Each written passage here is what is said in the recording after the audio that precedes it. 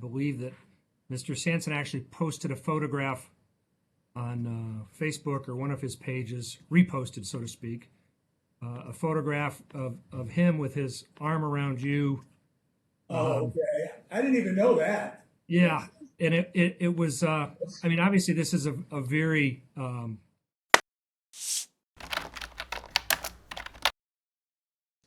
Okay, anyway, we're going to move on to the final matter on calendar. And that's T. Phillips versus Jennifer Abrams et al. And let's go ahead and set forth our appearances for the record. Morning, Your Honor. This is Mark Swick from Louis Brisbois on behalf of defendants Mark DiCiero and David Schoen. good morning, Your Honor. Joseph Garin on behalf of the Abrams parties. Good morning, Your Honor. May it please the court, initial T period, Matthew Phillips, California State Bar number 165833, self-represented plaintiff. All right. And once again, good morning to everyone. And I have a couple questions before we get started. And as far as this motion is concerned, in a general sense, it appears to be fairly straightforward. But I have a question, and it seems to me the parties keep bringing up collateral issues that really and truly aren't involved in this case. And I don't mind telling you this because I make disclosures on everything. For example, there was discussion regarding Judge Ochoa and the like, and so on and so on. I know there's some history there, but he did prepare an order and with specific findings, and I realize I potentially have to interpret and make a determination as to the impact of that order. I understand that. But as far as Judge Ochoa is concerned, for the record, I do know Judge Ochoa, right? I do. I was trying to think about how long I've known him, probably 20, 25 years, give or take. Are we close friends? No, but I know him. He's an acquaintance and the like, right? And he's in the same building. On the flip side, there's a issue regarding, I guess, veterans in politics, and I don't understand why they're being raised in this case. I mean, I really don't. And the reason why I bring that up is this. Understand this, I was appointed by the governor back in 2006, I think. So we're talking 15 plus years ago. And I've only ran one contested election, fortunately. I feel very fortunate in that respect. But for example, veterans in politics, when I ran in that campaign, endorsed me, right? And I have to disclose that. And so I'm kind of looking at this case, and we keep bringing up all these different, and for the record, I don't mind saying this, and I think everyone's in agreement with this. Mr. Phillips, I've never met Mr. Phillips, right? Don't know who he is. As far as Miss Abrams is concerned and her law firm, I've never met her. I've never practiced in the family court area and the like. And then Mr. DiCiero, I'm hoping I'm getting that right. I've never met him, and or Mr. Schoen. And so why are we bringing, and the reason why I'm bringing that up because to me, it appears that those are collateral issues, but we bring these collateral issues in this case. Now I have to disclose it. Are these people going to be witnesses? May I be heard, Your Honor? Yeah, I mean, because I'm looking at it because, and I think everyone knows this. I mean, I've been on the bench for over 15 years. And I don't mind saying this. I realize when I make a decision every time, half of the lawyers in front of me might not agree with my decision. I kind of get that that's what we do. But, and the reason why I'm bringing this up, I mean, over the years, I think I've been reviewed in the RJ poll 3 times, give or take, and I've always done really well. But the one issue I feel that I've really scored high on is free from any bias and or perceived prejudices to the parties that are concerned. And when I hear when I have individuals that I know personally injected into the case, that forces me to disclose that. And the reason why I say that is this, like with Judge Ochoa, we're not close friends, but I know him. But I think we were on the executive committee together for 3 years, and then maybe we had a jury commission, maybe for a year, give or take. I'm going to disclose that. Just like veterans in politics, they endorsed me. I know who Mr. Sampson is, right? And I've never had an issue with him. Just as important too, when it comes to family court and what's going on down there, I have no clue, to be candid with you. I'm a business court judge, right? That's what I do. I mean, I handle cases like the MGM shareholder derivative litigation case or construction defect like I was handling a few years ago for 10 years, right? So, of course, sir, you can be heard, but I think I do have to disclose that, right? But in a general sense, with the way the case is currently presented, I have to, but hypothetically, it's a pretty straightforward case as to whether or not there were defamatory statements, whether or not Nevada anti-S.L.A.P.P statute applies, etc. That's really what it's all about. But we have all these other issues being thrown at the court. And then it forces me to disclose it, right?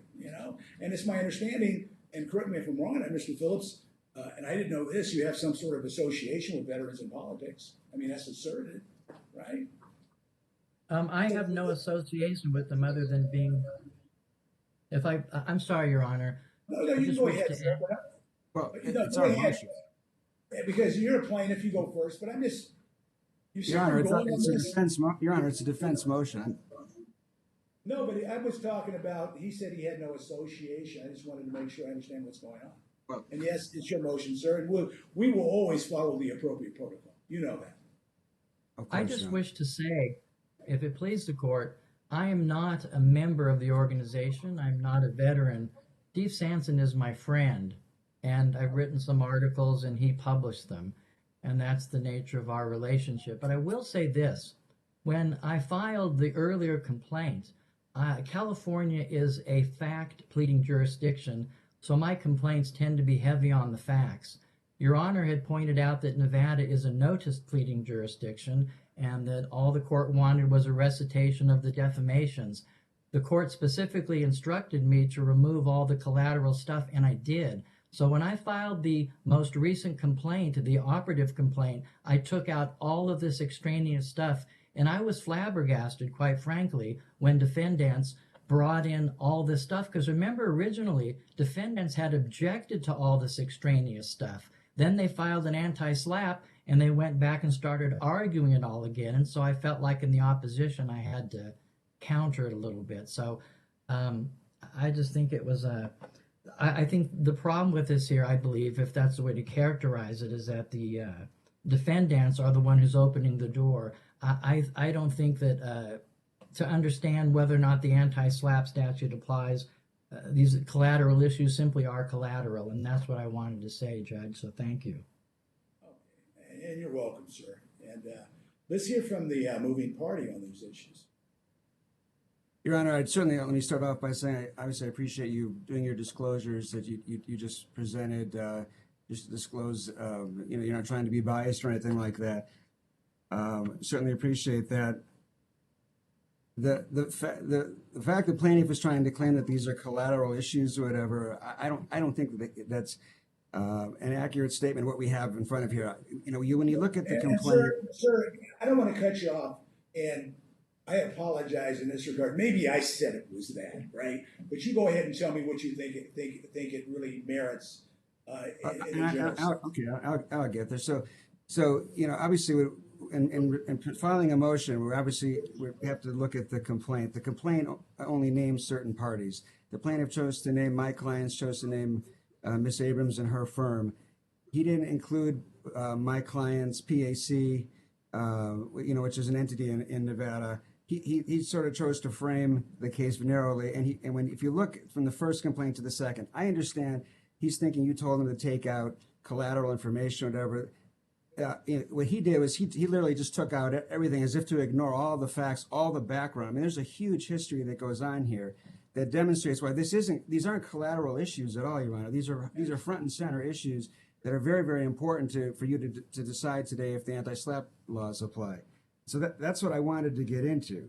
You can't strip it down to just the named parties. There's a lot more going on here. And again, we're sort of have to deal with what's in the complaint for purposes of this motion, since we have to look at the operative complaint. But if you look at the big issue, what's going on here, you have two sides in the political arena here, out in the public domain, and they're arguing competing political views and policy views with regard to the Nevada legal system, the family court system, and so forth. On the side one that you had mentioned, you're talking about veterans and politics. That side one, plaintiff can argue all he wants. He's not affiliated. He's apolitical, whatever. That's not what the evidence shows. We attached a considerable amount of evidence in our motion that have tons of emails, referencing his writings, referencing his name, referencing that he is involved in moderating things for veterans in politics. It's absolutely disingenuous to say, I have no involvement. He's just a friend of mine. I don't buy that. The evidence doesn't show that. But that's side one. And on that side, there's something like 2,800 people, I think, that are following the Veterans in Politics based on Facebook page. There's a huge political entity going on there with a certain agenda. On the other side, you have my clients who set up Nevada Court Watchers, which is a PAC, and then they administer that, and then they manage a Facebook page for Nevada Court Watchers where they post their public comments. They have somewhere around 600 members. I think last I checked, they were up to about 631 members. And these groups are out there. They're parallel groups on opposite sides, vying for different positions in the political arena with regard to the judiciary, with regard to judges, things of that sort. So when you look at the veterans in politics side, you have them advocating for hardline reforms of the Nevada judiciary. They claim it's corrupt. They attack judges. Judge Ochoa, your friend, is one of the judges that they have attacked through plaintiffs' comments and so forth out in the public media. There's multiple Facebook pages. This is what I want to make sure is clear. I mean, I know Judge Ochoa, but for example, we're not friends. I'm sorry. I apologize. I didn't mean to insinuate any bias there. I was just trying to link in your statement earlier that you've known him for a lot of years. But I didn't mean that. I apologize. But so the veterans of politics side, they're advocating for legislation, reform of the election process for judges. They push for family court reform. As I said, they campaign against judges. There's been a lot of recent attacks over the last year or two against the Nevada Family Court. On our side, my clients, Mr. Schoen and DiCiero and their PAC, I mean, they sort of occupy the moderate position in the public sphere about the Nevada judiciary. They're frequently in opposition to the positions taken by veterans in politics, and they try to provide an open forum for people to voice those oppositions on the other side. Now, plaintiff is absolutely a limited purpose public figure with regard to his involvement here. He actually frames this in his opposition. He calls it the family court controversy. He is front and center in discussions out there in the public, attacking the judiciary. He's linked with veterans in politics. As I said before, there's documents we've attached showing his involvement. It's right there in front of you. These are documents that my clients got. They've submitted an affidavit, explaining those documents. They've authenticated them. And plaintiff admits he's a limited purpose public figure. You just got to look at his opposition on page 8. There's a statement in there where he acknowledges that point. So he's injected himself. There is no admission from plaintiff in that regard. You'll have a chance to talk, sir, when you Please be quiet. Wait, hold it. Mr. Phillips, you know what I'm going to do? I'm going to give you I'm going to give you more than enough time to set forth your position. I am. Okay, thank you, Your Honor. I'm just listening to the counsel for right now because I'm trying to figure out what's going on. But Mr. Phillips, you'll get whatever you're going to want to say. You're going to say. Your Honor, I'm sorry. This is Joe Garin. I'm just trying to confirm that we're being reported. I don't recall anyone asking if it was going to be reported, but we do want the entire hearing reported. Okay. Thank you because at the very beginning I had a general question and it kind of bled into argument. But yes. And for the record, Rhonda, Ms. Reporter, are you reporting this matter? Yes, Judge. Okay. Thank you. Okay, great. So I think I was talking about what I deem as an admission in the opposition on page 8. I think it's an admission that plaintiff has injected himself into the political and public domain with regard to family court policy rulings of judges, things of that sort that I've been talking about, and that's being put out there by veterans in politics. He admitted right here when he spoke a few moments ago that he knows Steve Sanson, that he's written articles for Steve Sanson. Those articles were published through Veterans in Politics. So you should see, Your Honor, that there's a tremendous involvement here in the public sphere of the plaintiff with regard to these issues involving the Nevada judiciary. He also runs multiple Facebook pages, to advocate his positions for legislation, for reform regarding the judges, family court reform, things of that sort. He's got a page called The Real Judge Ochoa, for example. He's got a page called Atomic Court Watchers. In fact, Atomic Court Watchers, if you look at that page, that's the one he often uses to attack my clients publicly and their activities with Nevada Court Watchers.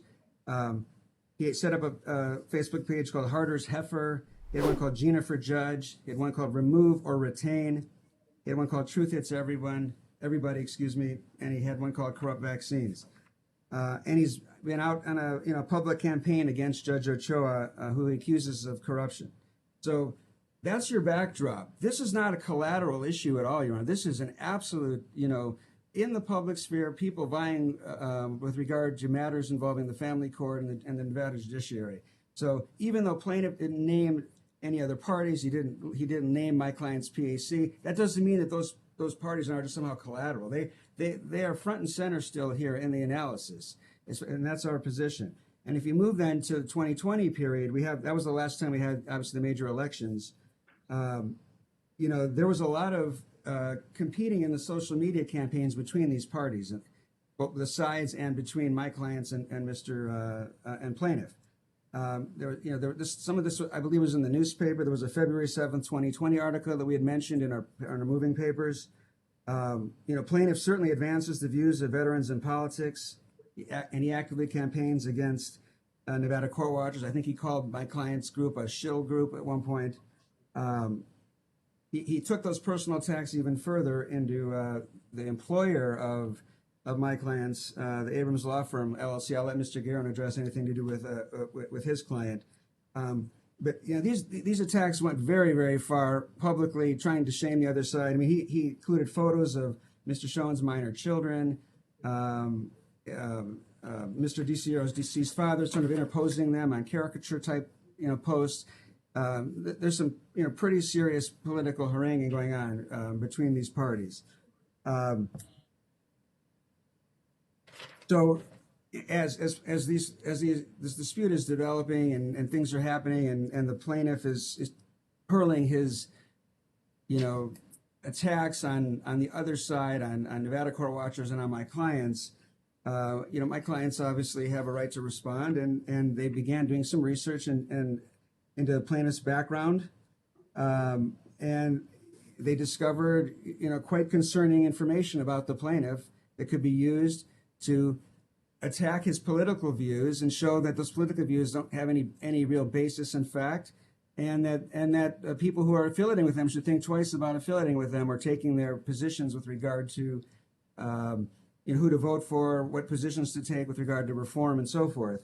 One of those was a TPO in September of 2018. I believe it was dated September 26, 2018, where the campus of the plaintiff's school had a lockdown to ensure safety for students, and that action was taken in response to an allegation that Mr. Phillips had threatened to shoot up a school. Later in that year, as Mr. Phillips' divorce case had progressed, his family court case had progressed, there was additional findings. There was an order by Judge Ochoa that was entered on December 19, 2020, which said plaintiff learned that defendant, referring to Mr. Phillips, made phone calls to the child's school and threatened to shoot up the school, which resulted in the lockdown. So that order further solidified the basis for this information that my clients had put out in response to the attacks that they were receiving from plaintiff. And again, the purpose of those statements was to attack plaintiff's political views by calling into question his character and background, as happens in the political sphere. This happens every day. You can look at the the reported case, Rosen v. Tarkanian, was a fairly recent SLAPP case in Nevada, which had sort of similar type of things going on with mudslinging that went on during the campaign back in 2016. So when plaintiff now files this defamation suit, he's tried to narrow everything down to a little box, thinking that because of your ruling about the first amended complaint, that somehow all this is just completely not relevant. He doesn't get to dictate what the facts are, what the overlying issues are out there, what was going on out there in the public sphere. He wants to do that obviously for a reason, to try to thread a piece of thread through a needle to try to make this argument that somehow this was defamation and that the anti-SLAPP laws don't control. But clearly, the anti-SLAPP laws control, and there's two prongs, as you know, Your Honor, to this analysis. And sir, I don't want you to continue on in this respect, because I just want to make sure the record's clear, because we've kind of delved into argument, and I wanted to make sure, for example, for Mr. Phillips' sake, that I know Judge Ochoa, right? And just as important too, I know Steve Sampson. I do, like I indicated with regarding Judge Ochoa, we're not close friends, but I know him.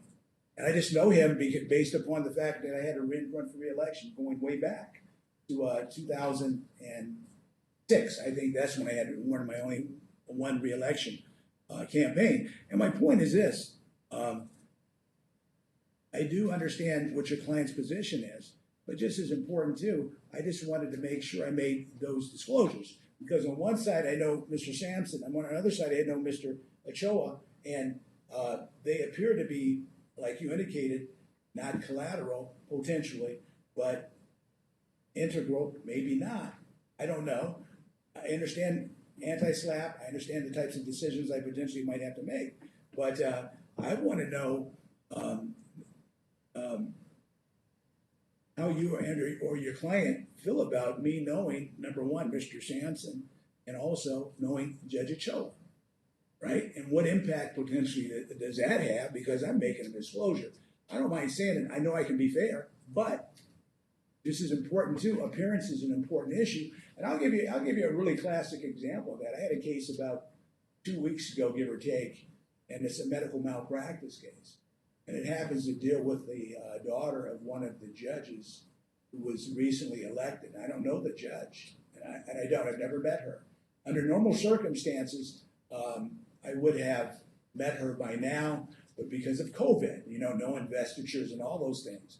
But ultimately, at the end of the day, as far as that case was concerned, I said, although I don't know her, I would anticipate down the road, during the history of that case, I might run into her and meet her. And I just felt from an appearance perspective, it would be better to have the case reassigned. And in fact, it's my understanding, a senior judge is going to handle that case. And so that's what I'm really trying to really... Okay, but see, this is why it's different, in my opinion. I don't know any of the parties at all. Right. Well, I mean, and again, I really appreciate you bringing this up. It sounds to me like there may be a reason to have you consider maybe not hearing this then and having this reassigned. The reason I say that, not because I don't believe in your abilities. I've been in front of you many times. You've been a judge a long time. One of the things that obviously you have in this case, this plaintiff is attacking Judge Ochoa. He sued Judge Ochoa in federal court. He's also sued Judge Bryceworth, or Duckworth, it's Bryce Duckworth, excuse me, as well. And you guys obviously work together, you know each other. It sounds like you've known Judge Ochoa for a very long time. And obviously we want to avoid any potential issues that could raise, it sounds like you could raise potential conflicts, if I'm interpreting you correctly. And because, Judge Ochoa is... and the big issue is this, at the end of the day, and I don't mind saying this, and I think this is often overlooked, and this is why I have a banner in my courtroom, and it's the preamble of the Constitution of the United States. And the first concern the founders had that were expressed in the Constitution and I look at the preamble as a mission statement. They say, we the people of the United States, in order to form a more perfect union, establish justice, right? Because they really wanted a justice system in place. That came well before all the other rights and set forth in the amendments and so on and so on. And I take that very seriously. And of course, I know I do. And so I'm looking at it from this perspective. I have no problem with my abilities to be fair, and I've always tried to be fair to everyone that comes in front of me. But just as important too, I have to be concerned about potential appearances. And here's the dichotomy: is you're right. We have Judge Ochoa, and I've known him. Are we close personal friends? No, but I do know him. On the other side, we have Veterans in Politics that has endorsed me in the past, right? We're going a long time ago, I think. Don't hold me to this, but I think it was probably 2006, give or take, right? And we have that, and I know Mr. Sanson. I know him. And as far as what has happened or what goes on day to day in family court and all these other groups, I respect their First Amendment rights to do whatever they want to do. I do. And but I don't really know what goes on in family court. And just as important as some of these groups and what happens day to day, I didn't know it existed until today. But like in the case involving the judge, I was concerned about appearance, right? Really and truly. Because at the end of the day, all litigants have to have faith in the system. They really and truly do. And I think that's one of the problems we have in this country today. I have faith in the system, no question about it. But the public has lost some faith, right? And that's kind of how it is. And so all I wanted to do is bring this to everyone's attention, because we can all agree to this, and this is the difference between being a trial judge and or parties to litigation. You don't have an opportunity to depose the trial judge, right? You just wait and hope that that trial judge, if he feels there's something he or she needs to disclose, that they will be forthright and disclose it. That's what you hope for. And all I'm trying to do is perform that function. No more, no less. And I don't want to cut you off. Continue on. Well, I guess I'm before I continue, and I'm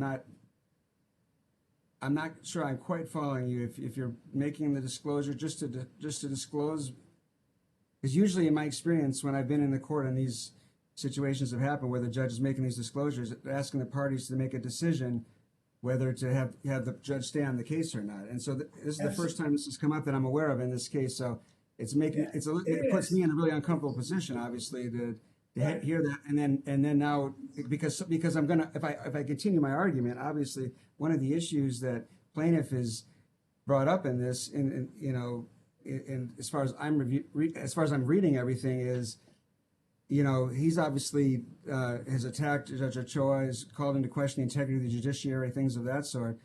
Those themes sort of permeate here. So this puts me in an extremely awkward position. I don't know, if other counsel have a comment on this. And sir, that wasn't my intent to put you in an awkward position, because you're right, trial courts do make disclosures for a reason. But when I said we can continue, I didn't mean to continue necessarily with your argument. If you had any additional comments you wanted to make, because like I indicated before, I don't know the parties to this litigation, but it does appear to have a history. And you did point out one important factor. For example, I know Judge Ochoa and so on and so on. Just as important, I know Mr. Sampson, and their organization endorsed me back in 2006, I think. If it's after that, I don't have any recollection, to be honest with you. But nonetheless, I just wanted to point that out. Oh. And so I get it, and my questions weren't made to put you in an awkward position, because that's not my intent. My intent is just to do what's required of me pursuant to the rules, if you understand what I mean, sir. Right. I understand. Although, like I said, we're here at a motion seeking a dismissal. We've been before the court on a few other motions. I didn't attend. I believe my partner did, Adam Pernsteiner. Yeah. So this is the first time hearing of this in the middle of an oral argument. So I'm not exactly sure how to proceed, Your Honor, to be honest. We'll talk about that. I'm going to talk to the plaintiff too. But understand this, the law in motion as it pertains to this specific motion is in a much different character than the other prior law in motion. Because like the motion, as it relates to Rule 8, was just real simple. And I saw some language, I just said, hey, this doesn't belong here. Narrow the complaint. Let's move on according to the rules. Nothing more, nothing less. But I get it, sir. And so, Mr. Phillips, and are you finished? And is any of the other? What about counsel on behalf of the other defendants? You want to make a comment? Yes, thank you, Your Honor. Again, Joe Garin on behalf of the Abrams defendants. I appreciate the court's disclosure. I was going to ask about this because I believe that Mr. Sanson actually posted a photograph on Facebook or one of his pages, reposted, so to speak, a photograph of him with his arm around you. Oh, okay. I didn't even know that. Yeah, and it was, I mean, obviously this is a very high emotion case, but there was a photograph that was apparently first posted on August 20th, 2013 that was reposted with Mr. Sanson, and he's got his arm around you. I don't draw any conclusions from that. I've appeared in front of you for 20 years, Your Honor, or however long it's been, and I've won motions, I've lost motions. I've always felt that I've been treated fairly. I've never had this circumstance, though. And I think that given what's at issue and what's going on in the case, and I appreciate and respect the court's disclosure, but again, it falls back to the appearance issue, and that's where my spidey sense is tingling a little bit, so to speak.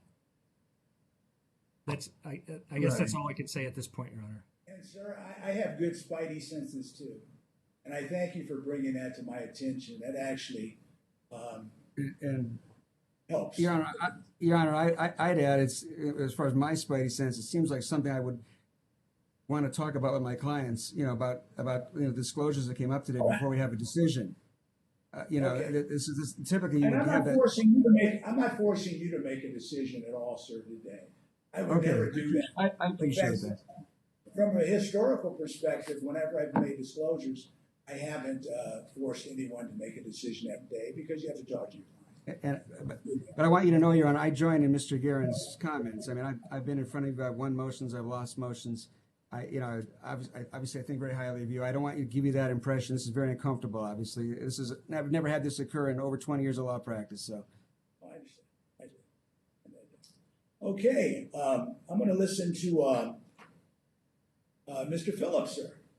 You have the floor. Thank you very much, Your Honor. Let me say as a threshold matter, I appreciate Your Honor's disclosure with respect to Mr. Sanson and Ochoa. And my point is this. I think every judge in the Eighth Circuit knows Judge Ochoa. I think that every judge in the Eighth Circuit knows Steve Sanson. So for one judge to say they know Steve Sanson, I'm sure every judge does. I'm sure every judge knows Ochoa. I believe the defendants are trying to wrangle for a new judge to prolong the matter. What's really happening here, again, I may be repeating myself a little bit, but let me be very clear. They objected to all this extraneous matter. In fact, the words of Mr. Swick were that Phillips is he said that the complaint reads like a rambling diatribe of a pro se litigant, that I was just rambling in streams of consciousness, and they should be collaterally stopped for making the argument that this stuff is relevant, because on their first motion to dismiss, they insisted in getting rid of it all. Then they file an anti-S.L.A.P.P. and they suddenly argue it. At some point, respectfully, I do believe the court has to consider this a Rule 11 violation because they are needlessly increasing the cost of litigation. They're stringing it out for no good reason. I don't wish to go too far afield, but let me respond to some of the statements made by my able colleague, Mr. Swick. He said that there's an admission that plaintiff is a limited purpose public figure. That's absolutely not true. Plaintiff is a private figure. He just has to be, involved in a case with a judge. Mr. Swick also testified to some matters. He is not free from the laws of perjury. He was not sworn today, and he's testifying to matters, so I object to that. The lawsuit with Ochoa was a very straightforward lawsuit. I was counter-campaigning at Ochoa's page, and he blocked me. I believe that's viewpoint discrimination. My lawsuit was modeled on the complaint of Columbia University versus President Trump. It was a matter of first impression, and it was a First Amendment lawsuit. That's essentially my position here.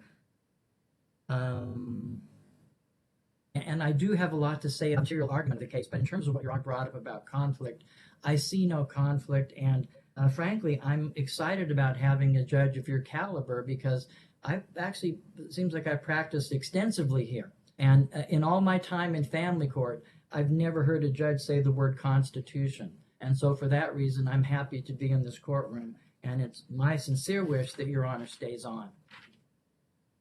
Well, sir, I appreciate that comment as far as Constitution is concerned, because to be candid with you, I have a copy of the Constitution in my courtroom also, along with the banner as it pertains to the preamble, because at the end of the day, I have a whole dog and pony show I give regarding the Constitution, even in voir dire when I bring the jury in, and I even go before the Constitution and talk about complaints and grievances that were issued by the founders of King George 7 years before the Revolutionary War.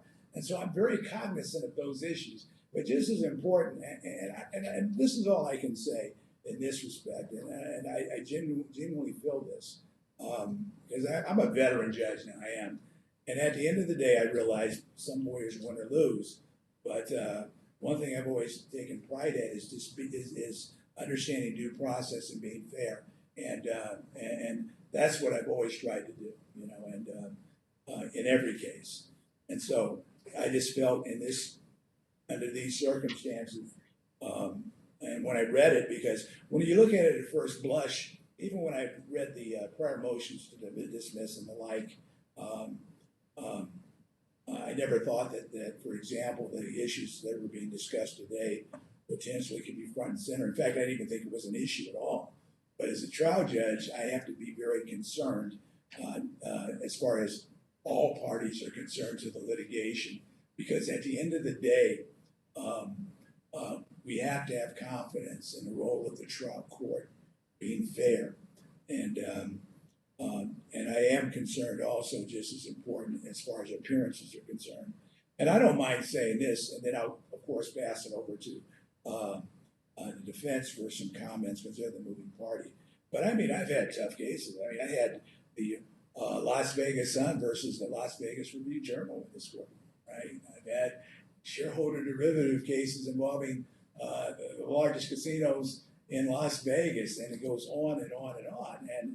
And that's my point. I don't mind that, but in any of those cases, I couldn't say I knew maybe some of the key witnesses and or parties. I just didn't know that.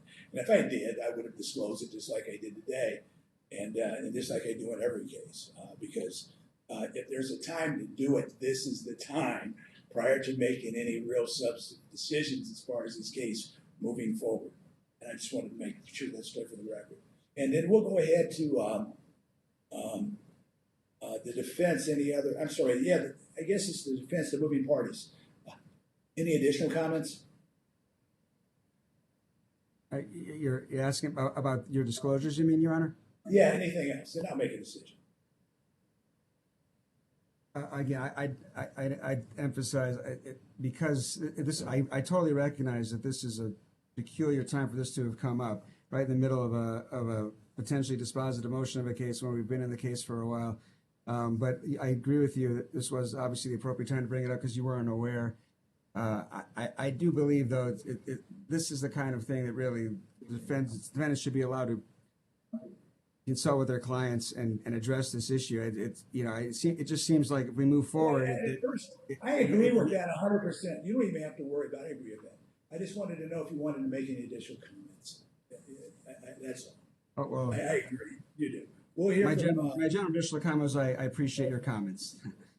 Thank you, sir. I do. And was it Mr. Garin? Mr. It's Garin? Garin, Your Honor. Yes, thank you. I don't have anything to add. I would like to speak with my clients, and then perhaps I'll have something else to add, but I appreciate the court's disclosure and time this morning to address a very important issue. Oh, it's an important issue. And you know what I'm going to do, and at the end of the day, and understand this, as far as I'm concerned,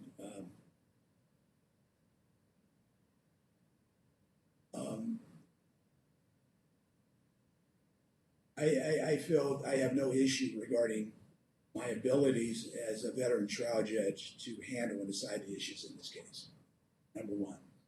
But number two, and to me, this is actually of paramount significance and probably more important. The parties have to have faith in the system, right?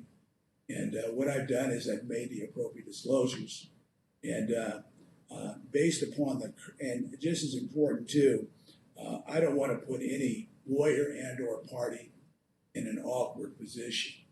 Just don't want to do that, right? And just as important too, whenever any lawyer comes into my courtroom, I want them to have a high level of confidence, not just that the judge is prepared, but if there's something they need to know, I want to tell you, right? And like I said, you can't take my deposition. And to me, the tipping point would be the picture, the photograph in 2013. It just is. And so what I'm going to do is, we've had a rigorous discussion. We have a record. I think at this stage, I'm going to recuse myself from this matter. And that way, counsel, you don't have to talk to your clients. And I think that's probably the fairest way to handle this at this point. Because these issues came to light when I was reviewing the points and authorities yesterday. And I think everyone knows, especially at the 8th Judicial District Court, the trial judges, and I'm a business court judge, we're very busy. And I tend to prep and take a real close look the day before the hearing, right? And that's what I was doing yesterday. And that's when all this came to my attention.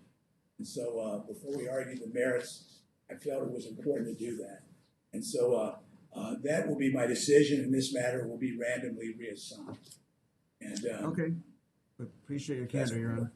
Thank you, Your Honor. Appreciate your time. all right, everyone enjoy your day.